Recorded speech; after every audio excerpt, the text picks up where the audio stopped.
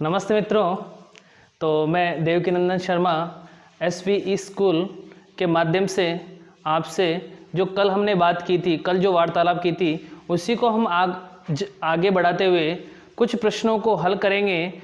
तो कल हमने देखा था कि जो हमारे केंद्रीय प्रवृत्ति के माप है उसमें हम लोग गणितीय माध्य में समांतर माध्य या फिर यूँ कहें कि औसत का अध्ययन कर रहे थे।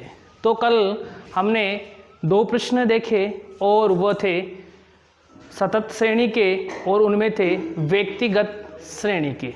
अब भी आज हम व्यक्तिगत श्रेणी का ही अध्ययन करेंगे, जिसमें मित्रों हमारा नेक्स्ट प्रश्न होगा 3rd नंबर का प्रश्न है प्रश्नमाला का। यदि 3, 4, 8, 5, x 3, 2, 1 अंकों का समांतर माध्य 4 हो तो x का मान ज्ञात कीजिए। देखिए मित्रों, हमारे पास में यहाँ पर जो प्रश्न बना है उसमें समांतर माध्य दिया हुआ है। ऑलरेडी हमारे पास में इसमें समांतर माध्य दिया हुआ है, वो कितना है? 4 है। अब यहाँ पर जो आंकड़े हैं वो है हमारे पास में 8 आंकड़े हैं और इन 8 आंकड़ों के मध्य में एक वैल्यू दे रखी है x। इस वैल्यू का हमें क्या करना है मित्रों? मान ज्ञात करना है। क्या करना है? मान ज्ञात करना है। तो हम सबसे पहले देखते हैं कि जो हमारा समांतर माध्य है उसका फॉर्मूला होता क्या है। तो हमारे पास में फॉर्मूला है आंकड़ों का योग बटे आंकड़ों की संख्या। अब यदि हम प्रश्न में ध्यान से देखें तो हमारे पास में जो x है मित्रों वो दिया हुआ है और वो है हमारे पास में 4। तो यहाँ पर हमारे पास में x की वैल्यू जो है वो आ जाती है 4। फिर बात करें कि आंकड़ों का योग, तो हमें आंकड़ों का योग करने के लिए क्या करना पड़ेगा कि जो ये वैल्यू दे रखी, आंकड़े दे रखे हैं, इनका योग करना होगा। 3, 4, 8, 5, x 3, 2 और 1, इन सभी अंकों को क्या करेंगे? हम योग कर लेंगे और हमारे पास में जो ये आंकड़े हैं इनकी संख्याएं कितनी है? 1, 2, 3, 4, 5, 6, 7 और 8। तो आंकड़ों की संख्या कितनी है? 8। अब यहाँ पर हम इनका योग करें तो ये हो जाता है हमारे पास में 7, 7 और 5 15, 15 और 20, 20 और 3 प्लस करते हैं 20 और 3 प्लस करते हैं 23, 23 और 2 25 और 1 हो जाता है 26।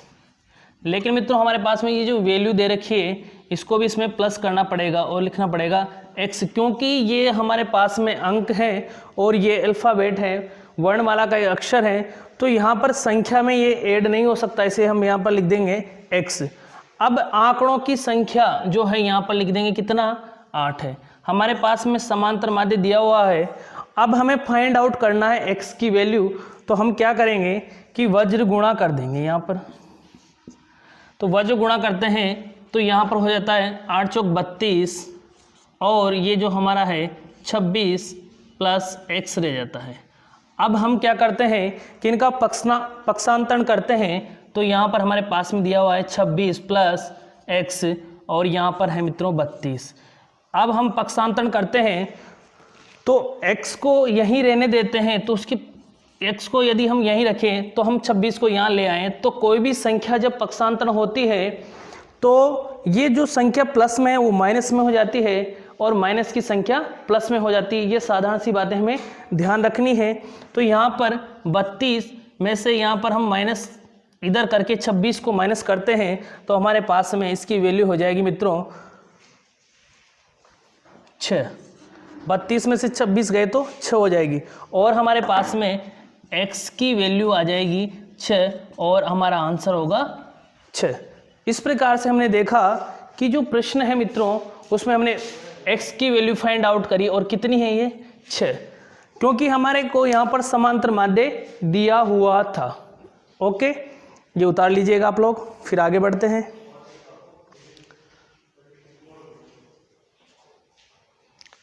हो गया? ओके।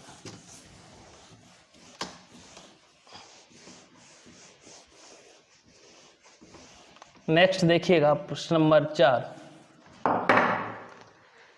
क्रिकेट के एक खिलाड़ी ने 10 पारियों में, कितनी पारियों में? 10 पारियों में क्रमशः 60, 62, 56, 64, 0, 57, 33, 27, 9 और 71 रन बनाए हैं।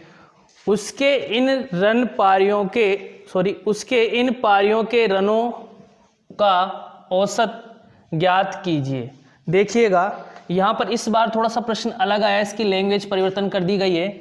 यहाँ पर दिया हुआ है औसत, तो औसत दिया हुआ हो तो हम क्या मानते हैं, इसको क्या समझना चाहिए? यहाँ पर समांतर माध्य। क्या समझना चाहिए? समांतर माध्य। एक प्रकार से हम कह सकते हैं कि समांतर माध्य का ही पर्यायवाची क्या है? औसत है। अब देखिएगा आप समांतर माध्य निकालते हैं इसका। समांतर माध्य जो हम निकालते हैं मित्रों, अच्छा एक चीज़ आप ध्यान रखेंगे कि जो आपका सूत्र दिया हुआ है, जो फॉर्मूला दिया हुआ है, उसको आप जितनी बार लिखेंगे, जितनी भी बार प्रश्न करते हैं, जितनी बार लिखेंगे तो वो आसानी से आपको याद हो जाएगा, आपके मस्तिष्क में अवतरण हो जाएगा। इन चीज़ों को आप ध्यान में रखते हुए फॉर्मूले को बार बार लिखें, इससे आपका जो फॉर्मूला है वो हमेशा के लिए याद हो जाएगा। देखिएगा मित्रों, तो यहाँ पर जो हमारे पास में समांतर माध्य है उसका फॉर्मूला क्या है? आंकड़ों का योग बटे आंकड़ों की संख्या। जिस प्रकार से विगत प्रश्न के हैं वही साधारण सा यहाँ फॉर्मूला रखेंगे और उसी प्रकार से हम हल करेंगे। अब देखिएगा आप लोग, यहाँ पर जो हमारे पास में 10 पारियों के जो रन दिए हुए हैं इनको क्या करते हैं? इनका योग करते हैं। योग करने के लिए क्या करेंगे? इनको जो ज़्यादा संख्या होती है प्लीज़ आप उनको लंबवत रूप में लिख लीजिएगा, उससे क्या होगा कि जोड़ने में आसानी हो जाएगी।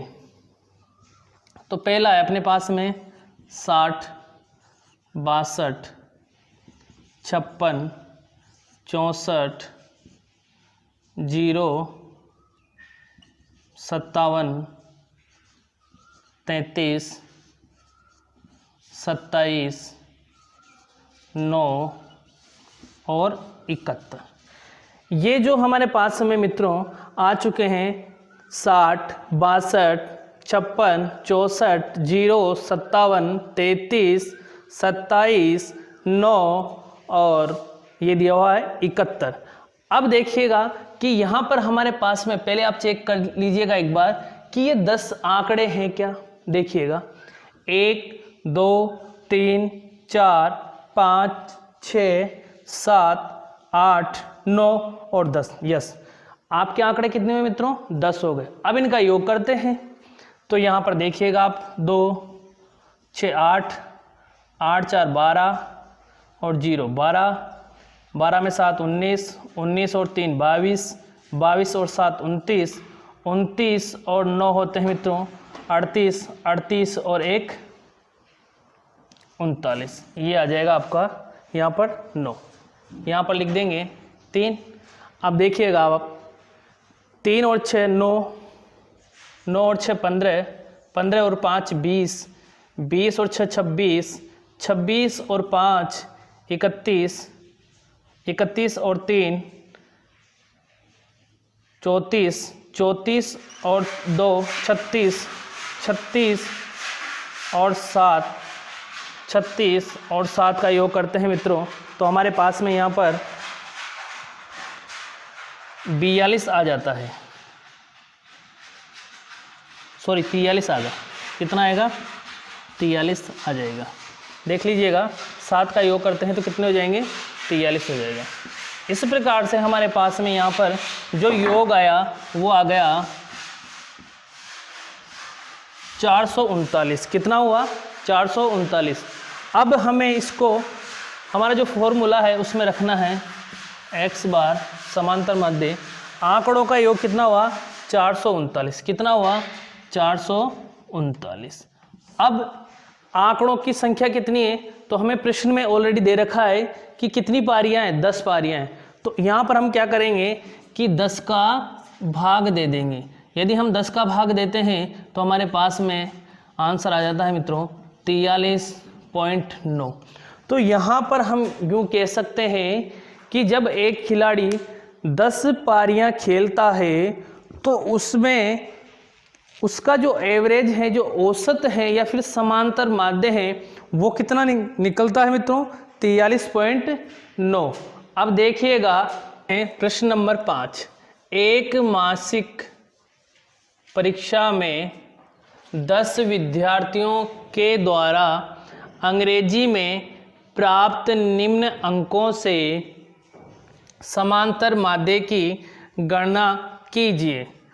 ये जो हम देख रहे हैं मित्रों, इस प्रश्न के माध्यम से एक माह में जो परीक्षा ली गई है 10 विद्यार्थियों की, उनके अंग्रेजी में जो प्राप्त अंक आए हैं वो यूँ कह सकते हैं हम और आप कि जो कक्षा के विद्यार्थियों के जो प्राप्त अंक हैं उसका एक औसत लेके आना है, या फिर जो ये आपसे प्रश्न में दिया हुआ है कि समांतर माध्य ज्ञात कीजिए। अब अनुक्रमांक, तो यहाँ पर हमारे पास में विद्यार्थी कितने दिए हुए हैं, प्रश्न में 10 विद्यार्थी दिए हुए हैं। अब इनके प्राप्त अंक जो मार्क्स हैं वो निम्न प्रकार है 30, 28, 32, 12, 18, 20, 25, 15, 26 और 14। अब मित्रों जिस प्रकार से हम यहाँ पर समांतर माध्य करने के लिए सबसे पहले क्या करते हैं, समांतर माध्य में हम लोग देखते हैं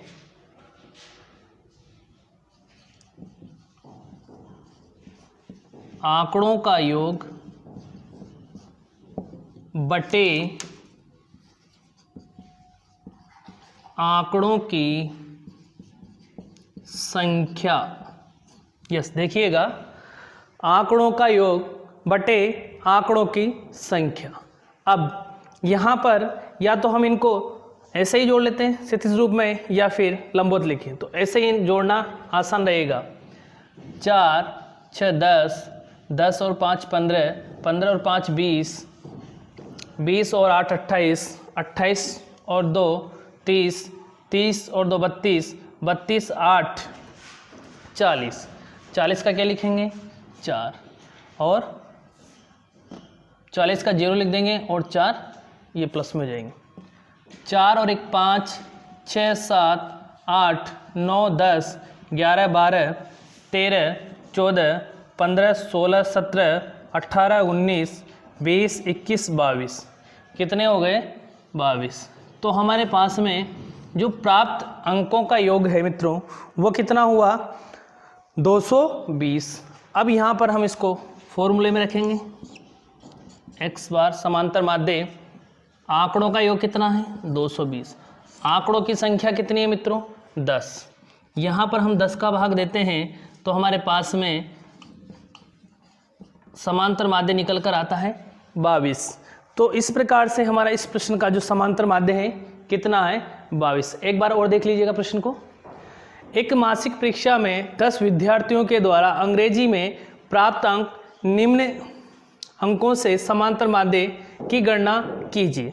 यहाँ पर अनुक्रमांक है हमारे पास में 1 2 3 4 इस प्रकार से 10 विद्यार्थी हैं और प्राप्तांक है 30 28 32 12 18 20 25 15 26 14। हमारी सुविधा के अनुसार हमने इनको जोड़ लिया है यहीं पर, और कितना होगा 220। आंकड़ों का योग कितना होगा 220। समांतर माध्य का जब हम फॉर्मूला लेते हैं, मैंने कहा आपसे फॉर्मूला बार बार लिखना है क्योंकि आपको ये याद हो जाएगा आसानी से यदि बार बार लिखते रहेंगे और कभी भूलेंगे नहीं। आंकड़ों का योग बटे आंकड़ों की संख्या, तो यहाँ पर हम x बार लिखेंगे जो अपने आप में डिनोट करता है समांतर माध्य, और हमारे पास में आंकड़ों का योग है 220 बटे 10, और इस प्रकार से आपस में कट जाता है और हमारा आंसर होने वाला होता है 22। जो 6 नंबर का हमारा जो प्रश्नमाला में जो प्रश्न दिया हुआ है वह है एक विद्यालय के पुस्तकालय लाइब्रेरी से 10 दिन में छात्रों को दी गई पुस्तकों की संख्या निम्नलिखित है। कैसे है? 300, 405, 455, 489, 375, 280, 418, 502, 300 और 476। इस प्रकार से हमें 10 दिन की जो पुस्तकालय से विद्यार्थियों को जो पुस्तकें दी गई है उनकी संख्या हमारे पास में दी गई है। अब हमें करना क्या है मित्रों कि जो प्रतिदिन की दी गई पुस्तकों की औसत संख्या ज्ञात करनी है। करना क्या है? औसत संख्या याद करनी है, या फिर इसे कहें समांतर माध्य। इसमें कोई अंतर नहीं है, सेम फॉर्मूला लगेगा और आने वाला आंसर भी सेम होगा। अब यहाँ पर देखिएगा आप लोग, औसत ज्ञात करने का सूत्र क्या है? आंकड़ों का योग बटे आंकड़ों की संख्या।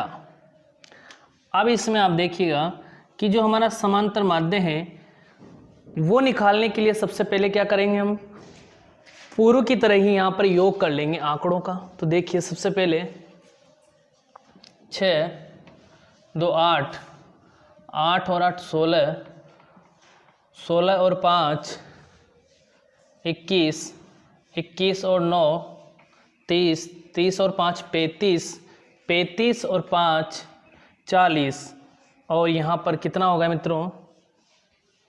40 का 0 और हमारे पास में 4 आ गया। 4 और 7 कितना होता है?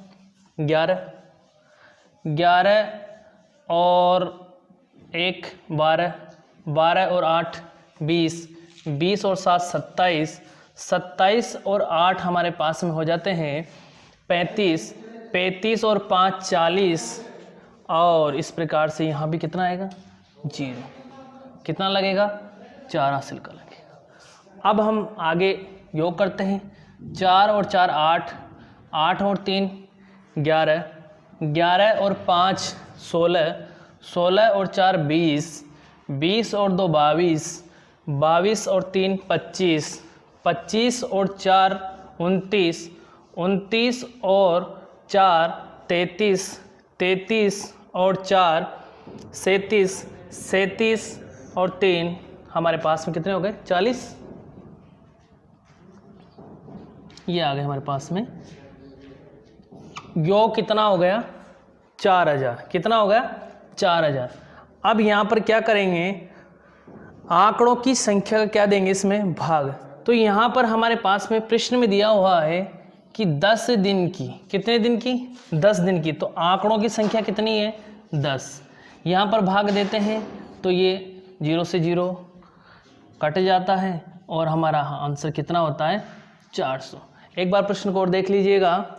एक विद्यालय के पुस्तकालय से 10 दिन में छात्रों को दी गई पुस्तकों की संख्या निम्नलिखित है: 300, 405, 455, 489, 375, 280, 418, 502, 300 और 476। हमने क्या किया कि इन सभी संख्याओं का योग किया। किसके अनुसार? हमारा जो फॉर्मूला है उसके अनुसार आंकड़ों का योग करके और आंकड़ों की संख्या का भाग दे दिया, और हमारे पास में कितना आंसर आ गया? हमारा 400। और यही हमारा क्या होगा? औसत होगा।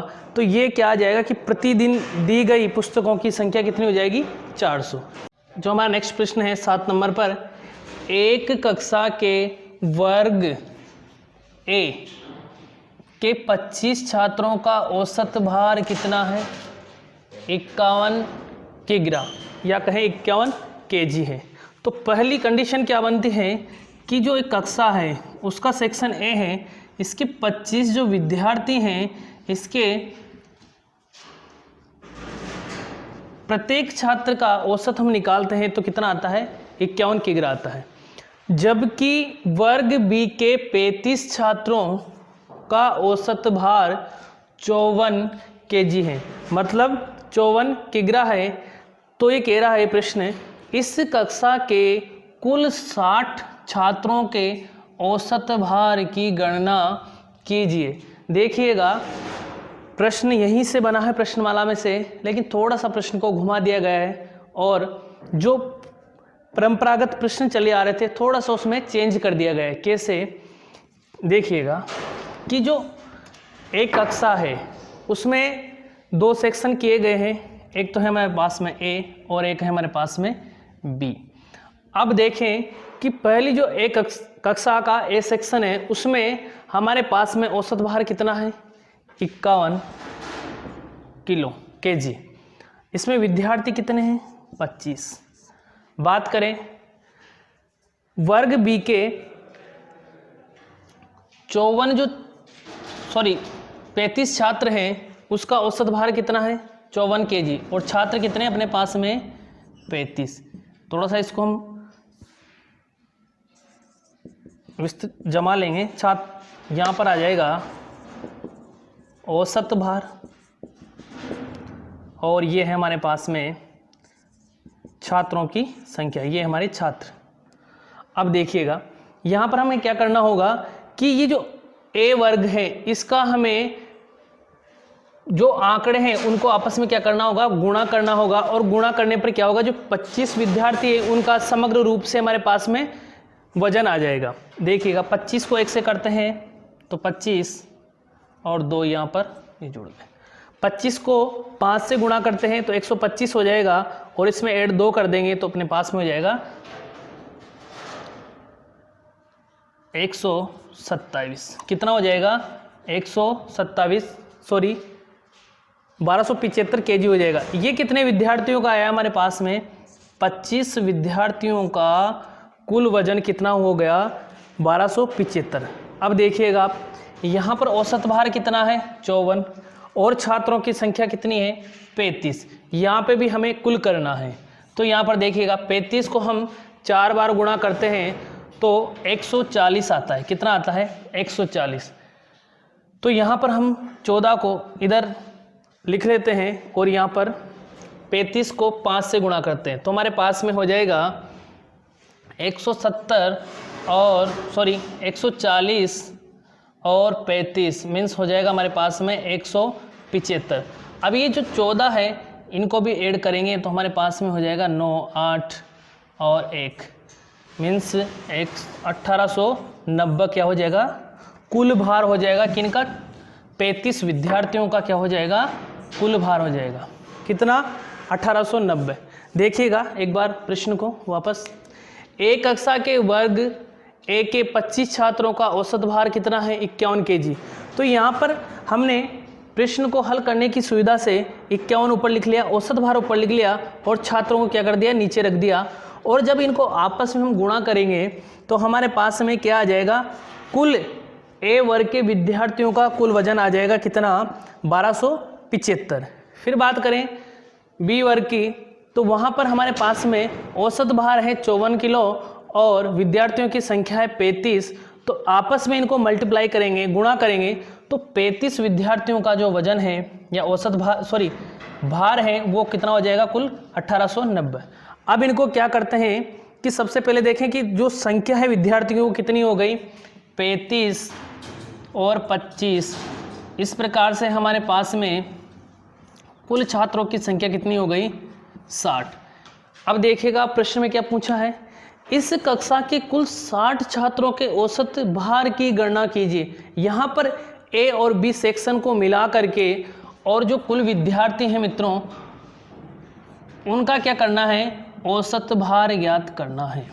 अब क्या करेंगे कि हमारे पास में ए वर्ग के कुल विद्यार्थियों का कुल वजन कितना है, 1275, और बी का कितना है मित्रों, 1890। अब देखिएगा यहाँ पर कुल कितना हो गया, ये 5 और 1 6, 7 और 9 16 और 1 यहाँ पर 10 और 11 और 1 2 और 3 3165 हमारे पास में 60 विद्यार्थियों का क्या आ गया मित्रों, वजन आ गया, क्योंकि यहाँ पर हमने ए और बी के विद्यार्थियों के कुल वजन को कुल कर दिया है। तो यहाँ पर हमारे पास में औसत भार निकालना है, तो वही वापस फॉर्मूला लगेगा, औसत भार बराबर